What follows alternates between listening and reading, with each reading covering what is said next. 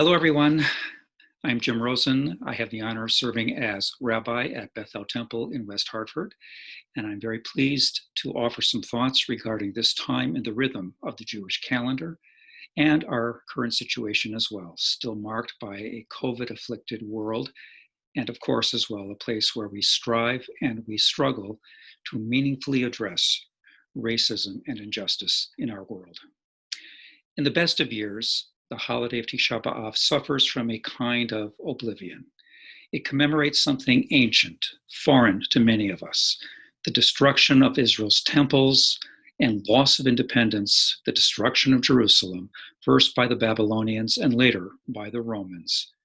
It's a holiday that happens in the summertime. It is a time when ordinarily we are given over to thinking about leisure and enjoyment. And of course, it's a fast day, and fasting simply is no fun for many people. But this year, it seems all the more so that Tisha B'Av should be foreign from our experience. Tisha B'Av is about Jewish losses. The pandemic is about a global tragedy. The death of George Floyd has reverberated throughout the world. Tisha B'Av is about being exiled from our ancestral home. The pandemic is about being, very largely stuck in our own homes. The problem of race, how to make Black Americans truly at home in their home. But still, despite these differences, there is, I believe, a wisdom here. Joan Didion, in her book, The Year of Magical Thinking, writes, "Life changes in an instant. You sit down to dinner and life as you know it ends." There is, I believe, such a thing as a sacred house of typical expectations. It's where we live most of the time.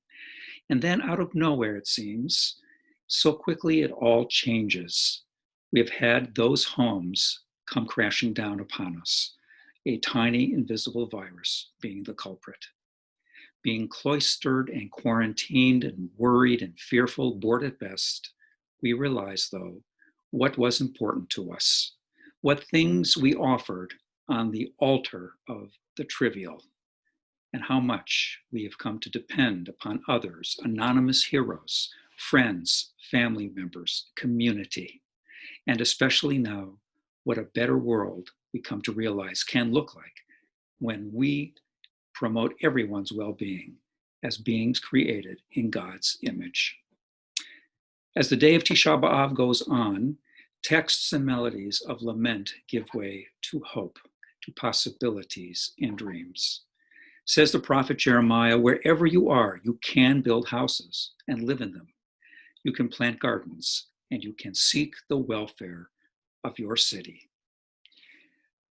We, in our lives, I believe, can come to realize that how much it is possible to build new homes of sensitivity and justice and joy.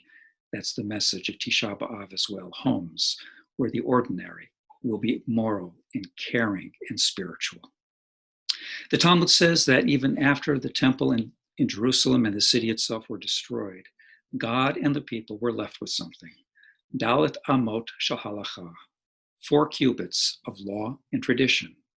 4 cubits, is a unit of personal space, and it's something we all have. And how big is 4 cubits? 6 feet, the unit of social distance. Today, for safety's sake, we remain physically apart, but at all times, we are fortified by tradition, by hope, by shared and cherished values. We and the world can build anew, united spiritually by what truly matters. Thank you, and all the best.